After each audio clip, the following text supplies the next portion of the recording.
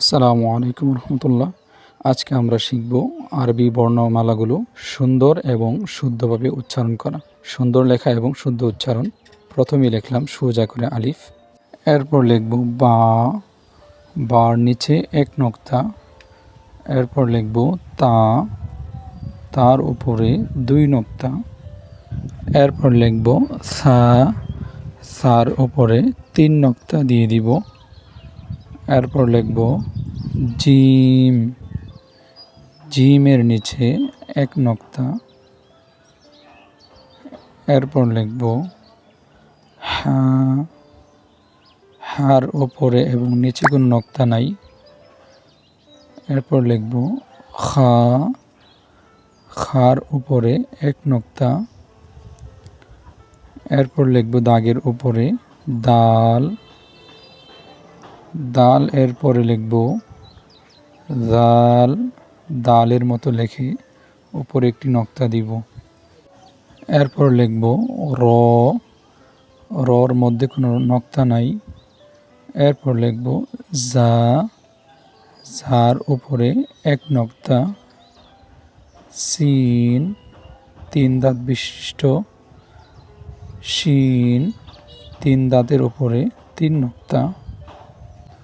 সদ, সদের উপরে কোনো নক্তা নেই, এরপর লিখব বদ, বদ সদের মতো লিখে উপরে একটি নক্তা, এরপর লিখব তো, সদের মাথার মতো লিখে উপরে একটি ছোট আলিফ, এরপর র, উপরে এক নক্তা, আইন, মাথাটি একটু বাঁকা করে জিমের মতো পেট দিয়ে দিব, উপরে এক নক্তা দিলে গইন, এরপর লিখব ফা, ফার উপরে এক নক্তা, কফ, কফ এর উপরে দুই নক্তা, কাফ, কাফের ভিতরে একটি ছোট হামজা, লাম, এরপর লিখব মিম, এরপর নুন, উপরে একটি নক্তা,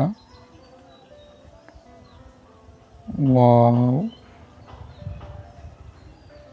হা একটু গোল করে, এরপর লিখব হামজা,